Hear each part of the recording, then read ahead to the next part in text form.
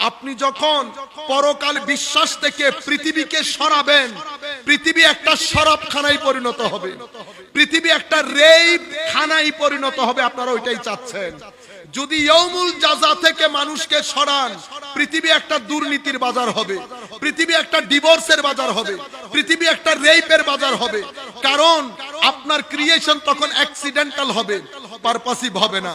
আমাদের এখানে পারপোজিভ একটা পারপাস আছে, একটা নিয়ম আছে, কানুন আছে। পরকালে আমাকে যেতে হবে, দাঁড়াতে হবে। মালিকি ইয়াউমিদ্দিন। এই আয়াতগুলোর মধ্যে আমার আল্লাহ নিজের উলুহিয়ত বর্ণনা দিয়েছেন, তিনি ইবাদতের মালিক। রুবুবিয়তের বর্ণনা দিয়েছেন, তিনি আপনার প্রয়োজন নিরসন করে। এরপরে রুবুবিয়তের পরে রহমানিয়তের বর্ণনা দিয়েছেন, রহিমিয়তের বর্ণনা দিয়েছেন, মালিকিয়তের বর্ণনা দিয়েছেন। মাওলাই করিম নিজের 5টা বৈশিষ্ট্য প্রথম কয়েকটা আয়াতের মধ্যে আল্লাহ তুলে ধরেছেন। এরপরে মাওলাই করিম চলে গেছেন ইয়্যাকা না'বুদু ওয়া ইয়্যাকা নাস্তাঈন। আমরা শুধুই আপনার ইবাদত, শুধুই আপনার কি করি, সাহায্য কামনা। এখন আমার ভাইরা বলে শুধু আল্লাহর সাহায্য চাইতে বলছে, আপনি মানুষ থেকে চান যে ইবাদত আল্লাহর না? ইবাদত আল্লাহর কিনা? ইবাদতে আসসালামু আলাইকা আইয়ুহান নবী আছে কিনা? আছে। আল্লাহুম্মা সাল্লি আলা মুহাম্মাদিন আছে। আপনি ইবাদত থেকে এটা সরাই দেন, আমরা সাহায্য থেকে ওসিলা সরাই দেন। আমি নাকি লাইভের মধ্যে আল্লাহ রাসূলের ওসিলা দিছি। ও আল্লাহ বলছে ওয়া ইয়্যাকা নাস্তাঈন। আল্লাহ না শুরু থেকে পড়েন হুজুর। কো কেমনে?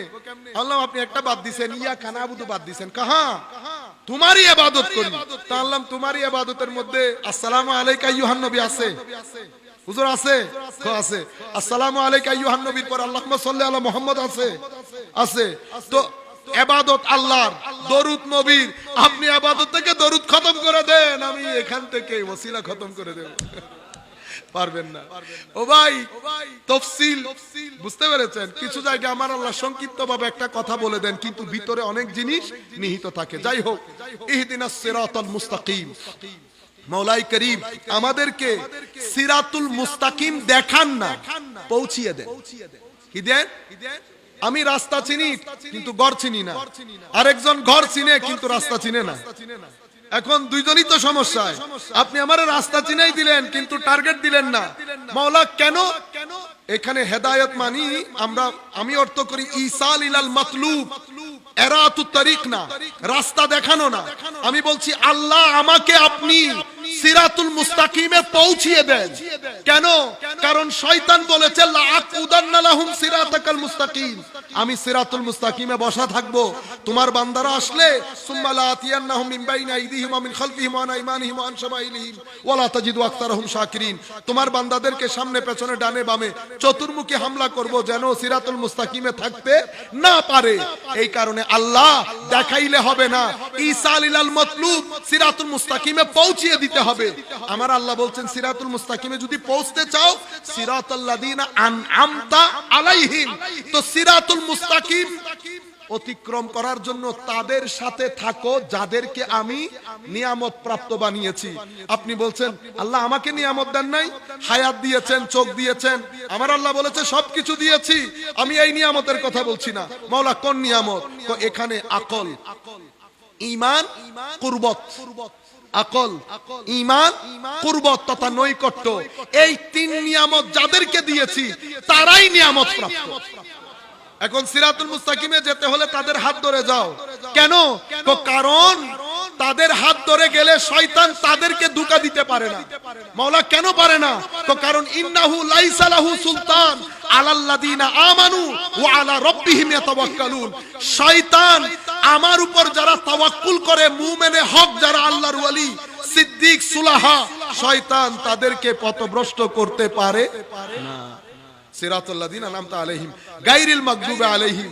আল্লাহ গজবপ্রাপ্ত বান্দাদের মধ্যে শামিল করিও না, ওয়ালাদ দাল্লিন না, পথভ্রষ্ট বান্দাদের মধ্যে শামিল করবা। সম্মানিত উপস্থিতি, সূরা ফাতিহার আলোকে আমরা যদি আমাদের ব্যক্তি চরিত্র তুলে ধরি, ব্যক্তি চরিত্র গঠন করতে চাই, আলহামদুলিল্লাহি রাব্বিল আলামিন এই গায়রিল মাগদুবি আলাইহিম ওয়ালাদ দাল্লিন পর্যন্ত 7টা রঙে আমাদের চরিত্রকে আমরা রঙিন করতে পারি। তাইলে সূরা ফাতিহার রঙে চরিত্র রঙিন হবে। আমার আল্লাহ রব্বুল আলামিন যেহেতু কুল কায়নাতের রব, আমি আল্লাহর বান্দা হিসেবে আমার অন্তর অনেক ব্রড হবে। কি হবে? সমুদ্রের মতো। আমি দুইজন নিয়ে বসে বসে এরকম না, রব্বুল আলামিন যেমন রব্বুল আলামিন, এটা ব্রডনেস থাকতে হবে, আলমগীর পার্সোনালিটি। এরপরে আল্লাহ যেহেতু আর রহমান আর রহিম, এটার একটা ছাপ আমার চরিত্রের মধ্যে লাগবে। আমার চরিত্রের মধ্যে যেন দয়ার বিষয়টা যেন বেশি থাকে। এর পরবর্তীতে মালিকি ইয়াউমিদ্দিন, আমার আল্লাহ এই মালিকি ইয়াউমিদ্দিনের আদলে আমার চরিত্রকে গঠন করব ব্যালেন্স দিয়ে, এখানে যেন ব্যালেন্স থাকে।